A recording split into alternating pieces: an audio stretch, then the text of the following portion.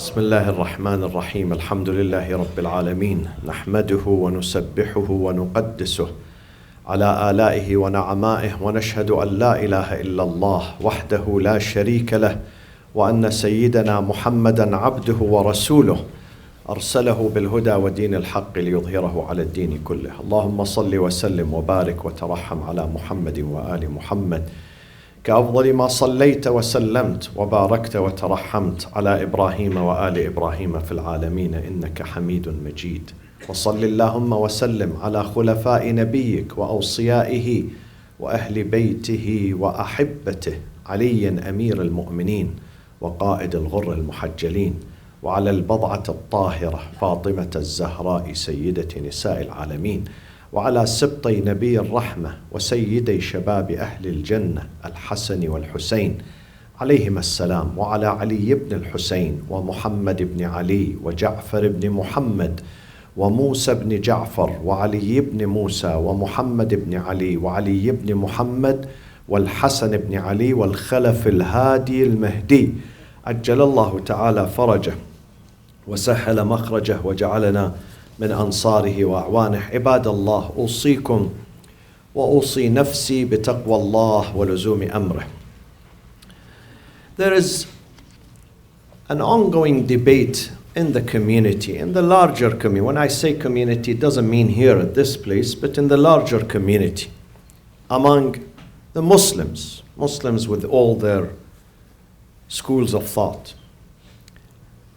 as to whether we belong to this country or our countries, our original countries.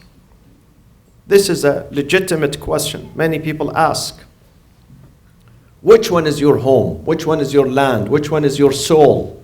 Which one is your country? What is your real nationality? Where is it?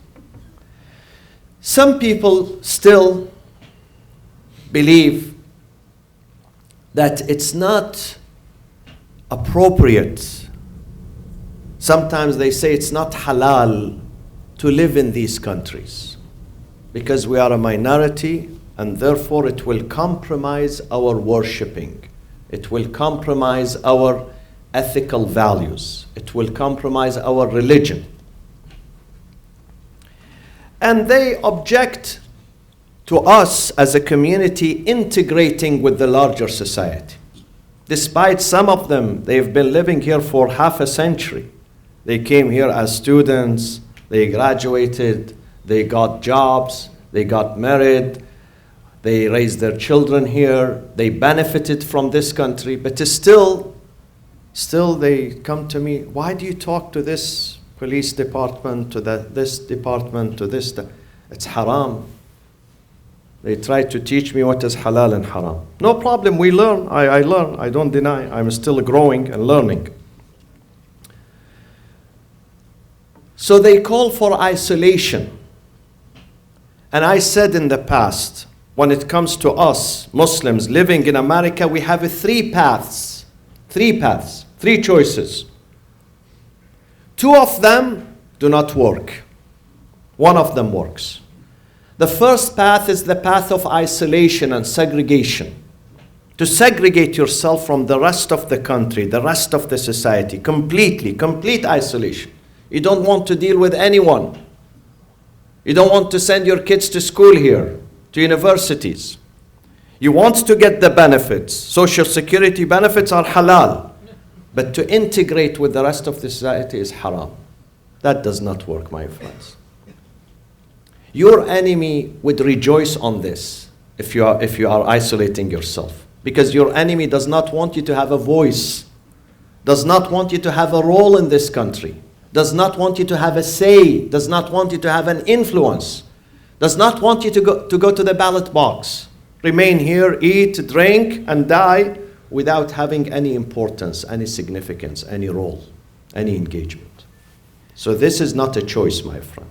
It's not a choice. God says wherever you live, in Japan, in China, in India, in Africa, in North America, in South America, you have to be active. You have to do ta'mir, build the land, build the community. Sometimes the building is physical. Sometimes it's moral. Moral, you have to have a role. You cannot isolate yourself.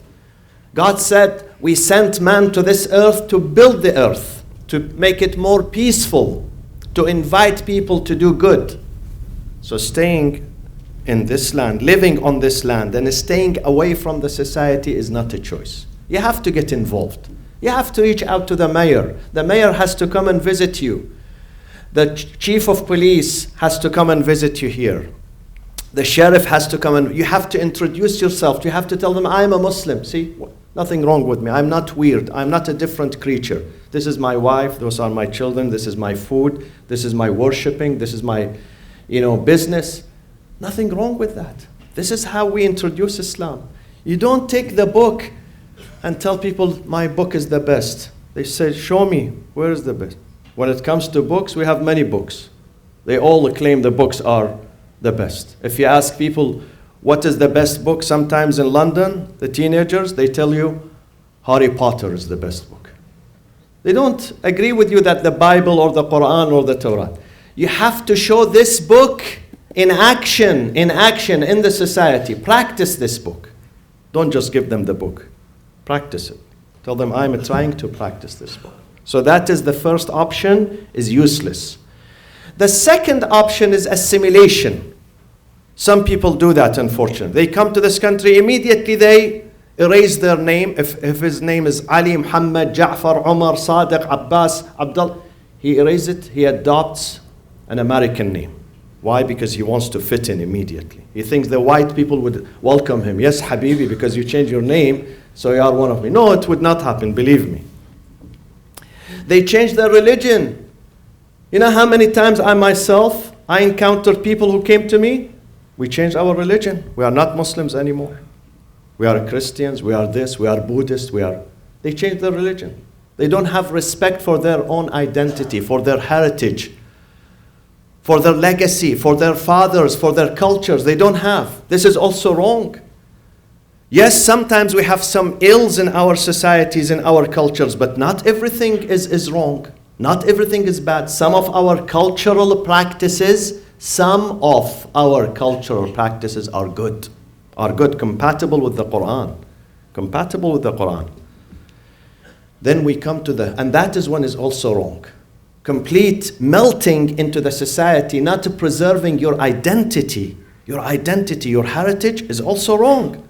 Also wrong. Then we come to the third option, which is the right option, which is integration. Integration. You have to engage with the rest of the society. You have to get involved. You have to participate. You have to interact with what is going on. Because you are a taxpayer.